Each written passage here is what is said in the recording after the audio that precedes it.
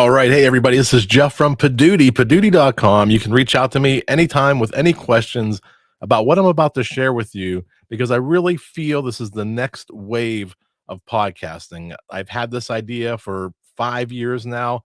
I've just started to act on it. You can see all the details at Padooty.com. A little bit about me. I host a trivia game show. It airs on local television in 6 states, 300,000 homes. And we did that in 2015, which I'll talk about, with the intention of getting it in front of a live audience. And I have a new program, a new product launching, and this is all part of it. What you're going to see here is a direction that I'm moving in. Padooty.com, not a big deal right now, but I think you're going to feel differently by the end of this presentation. Because today, what I'm here to do is give you some goals and give you a new direction, a new idea on where we can take all of this. And I just want you to not be afraid. I'm telling you that you're not just going to do a podcast in the basement with your friends, but in front of an audience, in front of people at a bar, at a pub. I think you're going to see the difference and what your podcast could actually become in the future. I've done live events. I've done them in front of people. This is an example at a local coffee shop. We did some pregame trivia, and people show up for it. People are hungry for local, independently created events. They want to do things. There's no third space anymore. Everything you want to do is $50. You want to go to the movies? It's $50. A family of four is $100. There's no affordable entertainment, and I think this is where podcasting can play a role in the community. And we're going to build a portable theater for anytime, anywhere shows, including live streaming, including in the home office, in the basement. You can build this to be anything you want to be. It's very malleable. You can create something pretty amazing just from where you're sitting at right now. That's only if you're not a hide the pain herald. Why would I do any of this if you could just sit at home and ignore the world?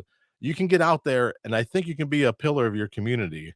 If you wanted to build a theater, what do you think that would cost? How much do you think it costs to build a theater? $100,000, $1 million, $1 million billion? But what if I told you you could build your own theater? You can do this yourself without the constraints of walls, hiring a large staff, taking out a second mortgage, paying utilities and property taxes, and this theater will have infinite seats.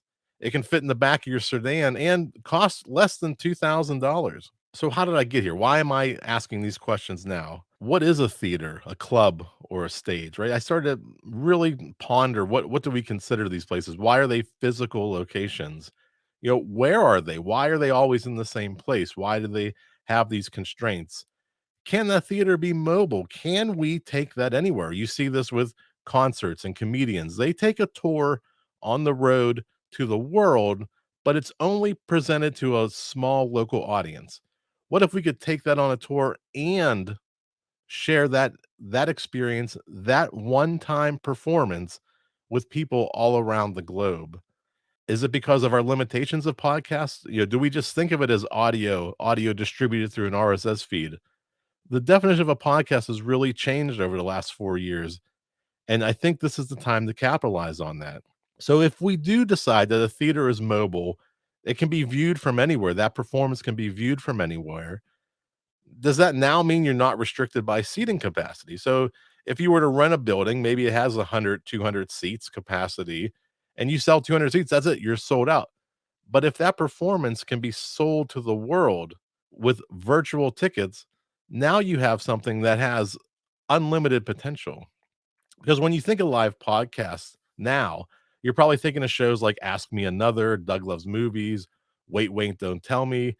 Even this past summer, the Smartless podcast went on tour and did some shows at giant theaters. They make use of comedy clubs, schools, auditoriums, and the big theaters in big cities.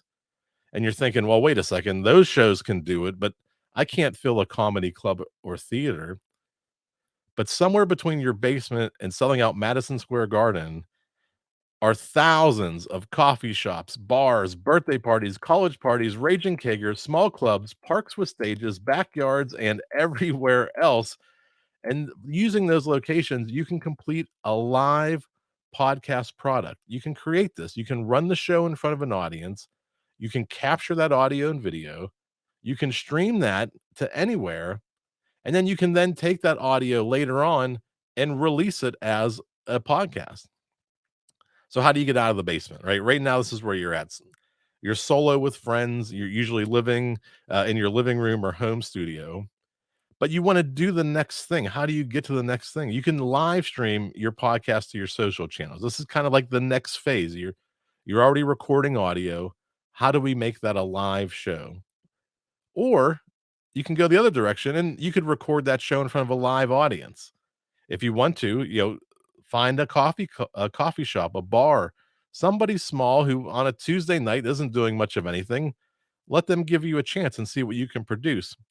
But the magic is combining the upper left and the bottom right here into running your podcast in front of an audience and live streaming that to an infinite set of people. So think of it this way: if you're not limited by space and not constrained by a social media algorithm, you can literally have a show anywhere, even places you've never considered, like festivals and community days and street fairs. And I know most of you, one paid event could cover your expenses for a few months or even help upgrade your equipment. We're talking an easy one-time event, you may make a couple $100 and you are set. Most of you will be excited to cover your expenses for podcasting. You can start to ramp that up. If you do 2 events, use that for advertising to grow your base, use it for promotions and contests. You'll see how this can snowball quickly. Our goal is creating a complete product from start to finish. Run that show, record it, stream it, and make it a podcast. And this technology isn't new. Anybody can do this. This is me back in 2015 using a platform called Blab, and Blab was incredible. Blab allowed you to record the show. You could go live. You'd have 4 people in the box. You'd have a virtual audience of 50 people in just a few minutes. There was a chat section. You could give props. And it wasn't a podcast, but when the show concluded, you could download the recording and extract the audio. And this back then is when I started thinking about, well, what is a podcast? What can we do to grow this beyond just an audio file? And we could take that recording, and the potential there is incredible. If you can do a show in front of a live audience, you can get paid for hosting the event. The place that you're hosting at, the bar, the coffee shop, they'll pay you. They need to bring people in the door. They can split tickets fees with you, and you can control those ticket sales. You can sell those online. You can sell them at the door. You can sell them in advance. You can sell ads on the tickets or flyers. You can have a show or a stage sponsor. You can have a live stream sponsor, because when the world is your theater, your shows can be anywhere and you can advertise literally anything. And even once you release the audio podcast, then you could sell ads on your audio podcast. And that's where most people just want to do that: release a podcast, sell ads. But there's a whole nother layer, a whole nother level prior to that that you can do with running your show in front of a live audience. So how do you get out of the basement? Because I'm assuming most of you are here. Yeah, you're solo with friends. You're usually in a living room or a home studio, and you got to have a DIY mindset. So step 1, think for yourself, think about yourself. And a lot of you are already doing that. If you're creating shows now, you believe in yourself, you believe in an independent network, you believe in independent content creation. You need to own all the stages of the podcast, from the ideation to the ticket sales to the live fulfillment.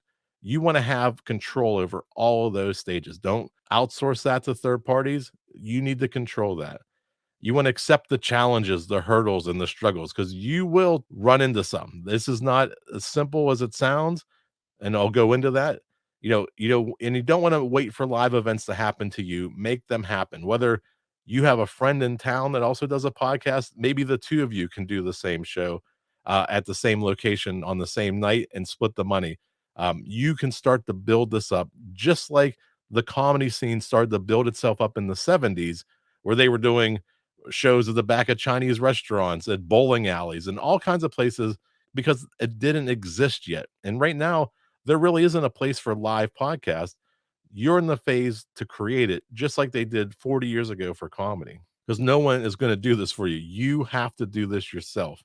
Then step 2, you've already done the shows. Why not start live streaming them? There are great tools out there to get you started. Most of these have a free plan. You can get started with StreamYard or Restream or XSplit or OBS. When you do this, when you go from just recording audio to having a live show that you live stream, the live streaming becomes the framework for your stage show.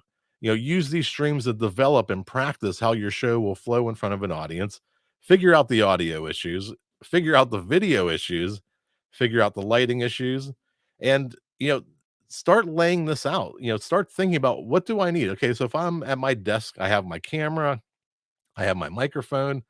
What if I have other guests and I want to be on a stage? Start laying out what you need. Things like microphones and stands, speakers and stands, cameras, cables, tablet, mixer. Configure your stage. It's going to be different for everybody, but lay out your setup. It's pretty much your host. In my case, when I do a trivia show, I have 3 guests. I run all that sound into a mixer, and that mixer runs out to the speakers to the audience. That's if I'm doing a live show just in front of a live audience and we're rocking out, we're having a good time. I would run my 4 microphones to a mixer, the mixer to the speakers. That part's easy. You can run your show that way. Now, if you wanted to do a live stream and send the audio to people in the audience, let the mixer send the sound, and then you can run a separate feed directly into a camera. In this example, just for simplicity, I'm using an older camera called a Mevo. You can run directly into the camera. An example here, I'm showing you just USB Ethernet directly into the camera, so I'm getting the sound without any Bluetooth interruption. I'm running the signal with the recording, and I'm getting the audio all in one shot. And this is the equation. This is the secret sauce to make all this work. It's this equation: test plus test times test squared equals more tests. That's what you have to do. Tear it down, set it up, tear it down, set it up. But this show could be run anywhere. And you can see all that stuff could fit in the back of a sedan. You have microphones that fit into a case, you have little speakers, you have a podium, and all that can fit in the back of a car, and you can take it with you.